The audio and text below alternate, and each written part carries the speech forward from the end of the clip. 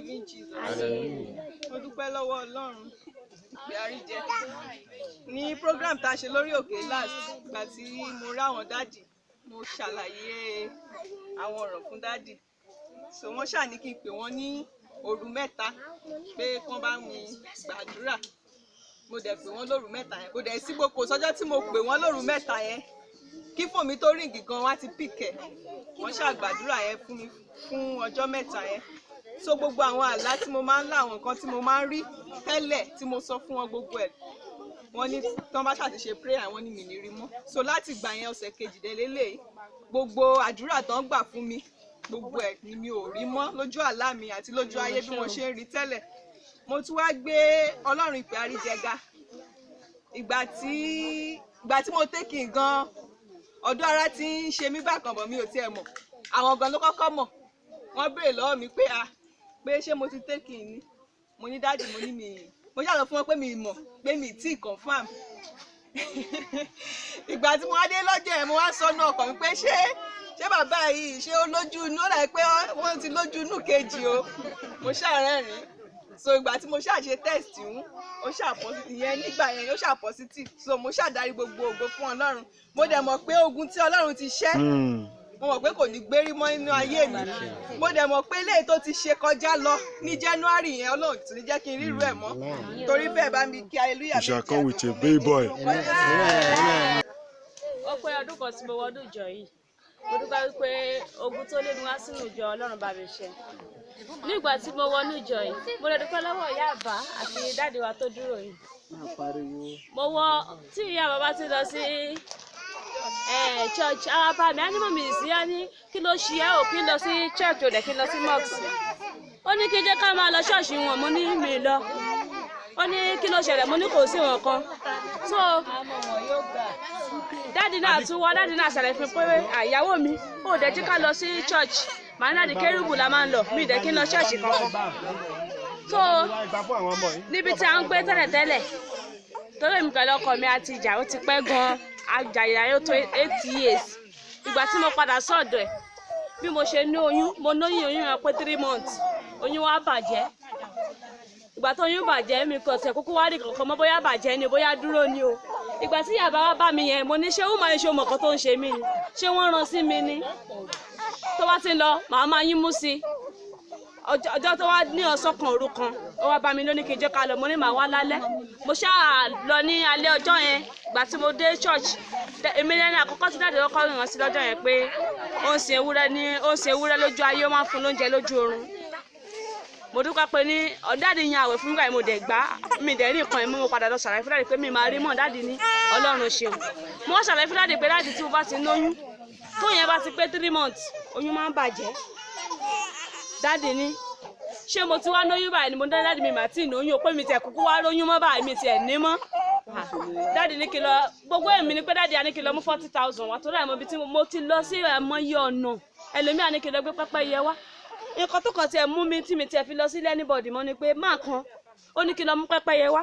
Ó ní pẹ́pẹ́yẹ yẹn náà máa bá mi pa lónú odó. Àwọn wá ṣe sínú ike kan fún mi, màá lọ máa mú nílé. Mo ò pé pẹ́pẹ́yẹ, màá máa mú pẹ́pẹ́yẹ. Mo ní sà, mo ní màá mú pẹ́pẹ́yẹ yẹn wá tí bá ti rówó. Mo délé mo ṣàlàyé fún ọkọ mi ní tí bá ti mọ̀ pé mo lè mú, ó ní kí n gbé lọ fún wọn. Mo ní ṣé ò ní fowó sílẹ̀ lọ́nà òun owó. Ìgbà tí ìyàbọ̀ kan ṣáà invite mi sí church wọn yẹn, mo dúpẹ́ ní ọwọ́ Ọlọ́run. Ní ìgbà tí ó di inú oṣù kẹsàn-án ọdún tó kọjá, dáàdì bá sọ pé béèrè tí ọkàn rẹ fẹ́, máa gbọ́wọ́ sí inú mi. Oṣù mi gbọ́dọ̀ mú jẹ Ọlọ́run ìparí jẹ, mi gbọ́dọ̀ mú oṣù yìí jẹ. Mo dẹ̀ dúpẹ́ Ọlọ́run gbọ́ àdúrà mi. Oyún yẹn pé oṣù kínní, mo ní Ọlọ́run jọ̀ọ́, oyún yìí tó bá ti pósù mẹ́ta mo ní akúkú bàjẹ́.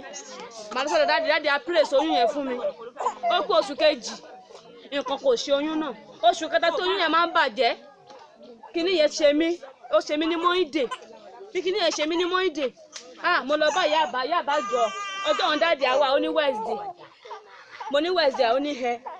Ó ní kí ló ṣẹlẹ̀, mo ní kò sí nǹkan kan. Mo ní kí dáàdì ṣáà wá ní Wednesday. Ìgbà tó dọ́jọ́ Wednesday yẹn mo lọ bá dáàdì. Mo ní dáàdì, mo ní kíní ìmọ̀ àtúntí ń ṣe mí bó ṣe máa ń ṣe mí. Dáàdì ní irọ́ ni. Ó ní ṣe ni wọ́n mí wò, ó ní kò sí nǹkan kan tó máa ṣe. Ó ní oyún eléyìí, ó ní màá bí ni. Ó ní oyún, ó ní àdẹ̀ pé. Ó ní pé oṣù mẹ́sàn-án tó obìnrin fi ń bí ọmọ. Mo wọ̀ pé kí ni dáàdì ń sọ báyìí. Àná tí wọ́n ti dáàdì fún mi, wọ́n bá tún bá mi praise wọ́n ní kí n tó lọ máa mú kí n dẹ̀ máa fi ra inú náà. So nígbà tó pé oyún yẹn dẹ̀ pé oṣù 9 lóòótọ́ mo dẹ̀ bí ọmọ náà ní ayọ̀ àti àlàáfíà. Mo máa ń gbà ní àdúrà pé ọjọ́ tí n bá fẹ́ bí ọmọ yìí kí n wọnú hospital bèlè kí wọ́n ní ṣé kìí ṣe ọmọ tó kọjá sí lélẹ́yìí ni. Ọjọ́ yẹn jẹ́ ọjọ́ tí wọ́n ṣe ọjà náà nínú ọjà Àlàmí báyìí. Mo lọ sínú ọjà mo lọ wo ọjà yẹn mo wo bèlè mo ní sọ́jà ni wọ́n ná bèlè yìí nǹkan dẹ̀ ń ṣe mí mo dẹ̀ mú mọ́ra mo ní sọ́jà náà lélẹ́yìí bá Ọlọ́run.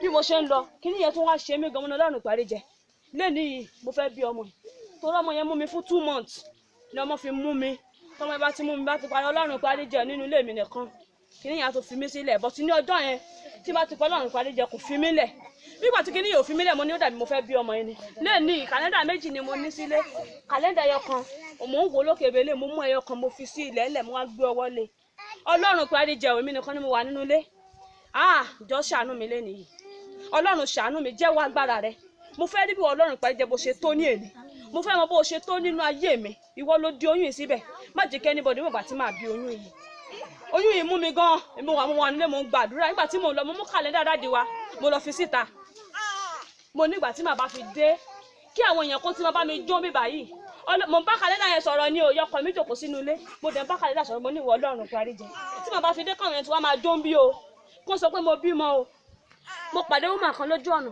ó ní mọ̀ mi sì sí ó ní kí ló ṣe àwọn oníkó sí wọn kàn mo kàn fẹ́ lọ tọ́ílẹ̀tì ni ọ̀nà tọ́ílẹ̀tì wa dẹ̀ ní hospital tí mo ti ń gba treatment wa ó ní kí ló ṣe mo ní kó sí wọn kàn o mo kàn fẹ́ lọ tọ́ílẹ̀tì ni bí mo ṣe kọjá lẹ́gbẹ̀ẹ́ woman yẹn tí mo dénú ilé yẹn báyìí bí mo ṣe wọnú hospital yẹn Ọlọ́run parí jẹ o ṣàánú mi Ọlọ́run parí jẹ ṣàánú mi Ọlọ́run parí jẹ ṣàánú mi mo dúpẹ́ pé Ọlọ́run gba gbogbo ògo. Thank God. Bí mo ṣe wọlé bọ́rù mi yẹn belé ó yà àyà nọ́ọ̀sì yẹn gan lẹ́nu ó yà lẹ́nu pé mọ́ mi sì sí ìwọ aláriwo ó pariwo ní Ọlọ́run parí jẹ ló ń pè mo ní kó ṣàánú mi ni ó dẹ̀ ṣàánú mi ní ọjọ́ náà mo dúpẹ́ ní ọwọ́ Ọlọ́run mo wọnú ìjọ yìí pé ọdún kan mo gbé ọmọ tó ń lọ sí oṣù 2 wọnú ìjọ yìí fún ìdí eléyà mi kí hallelujah 7 àti ògo 7 tí Ọlọ́run parí jẹ tí kò dojú tì mí Ọlọ́run tí kò yẹ kó tó wá ṣe bó ń gbàdúrà ṣe bó ń lọ sí ìṣọ́ òru kí ló wá ṣe tí ò lóyún kò lè lóyún mo dúpẹ́ pé Ọlọ́run padà ẹlẹ́gàn lórí ayé mi nípasẹ̀ bàbá wa rí jẹ nínú Jésù fún ìdí eléyà mi kí hallelujah 7 àti ògo 7 àwọn mùsùlùmí máa sọ wípé ní wọ́n máa ń kọrin kan pé àdúrà mi gbà ó mo sọ pé ó ẹni tó ní tòun ò gbà ó ní bó ṣe jẹ́ àdúrà mi gbà ó mo sọ pé ẹni tó ní tòun ò gbà ó ní bó ṣe ṣe ẹ wá mi ká hallelujah 7. I call it the right time. I call it instant miracle. I call it instant miracle because if you were looking, if you were watching me as I was climbing the stone, I was struggling to climb the mountain, and Daddy looked at me. He went and assisted me, and I climbed the mountain. I explained everything to Daddy, though I had a strange dream last night, and I explained to Daddy. This, my leg, I have not been using it or moved to anywhere for the past 8 days. I was at home. What made me to call Daddy this morning was the dream I had last night. Then I called Daddy. I said, this is, I had wanted to explain. I thought Daddy would pray for me over there because he has been doing that. Whenever I call him, either in the midnight, even if it is 1 o'clock, 2 o'clock, anytime, he will pray for me. Even if I'm in the market, if Daddy wants to pray for me, I will kneel down, I don't care. And he will pray for me, and things will come back to normal position. Then Daddy said he's coming, he's on his way to Allah, to mountain. I said, okay, that is good, I will come. I called my wife. My wife was asking me who will carry me to Allah. I said, I will struggle. I will come by myself. Then I went and bathed. Somebody helped me kick the motorcycle. When they kicked the motorcycle, I move on. That was how I got to Allah Community Secondary School here. I heard some noise. I branch. When I got to this place, I see that I heard that people were shouting here, praying. That was how I came here. As I was struggling to climb the mountain, Daddy assisted me and asked me why. Because he didn't see me like this before. I explained to Daddy, this is what happened. And Daddy prayed with me as Daddy was praying. When he laid his hand on my leg, it was just like somebody pour ice block on that my leg. The leg was cold. I was even if I want to sleep in the night, I will have that around that 1 to 2. That leg will be like somebody was struggling with the leg. Then I wake up. When I wake up, I'll pray. I use the anointing oil Daddy gave, pray on it.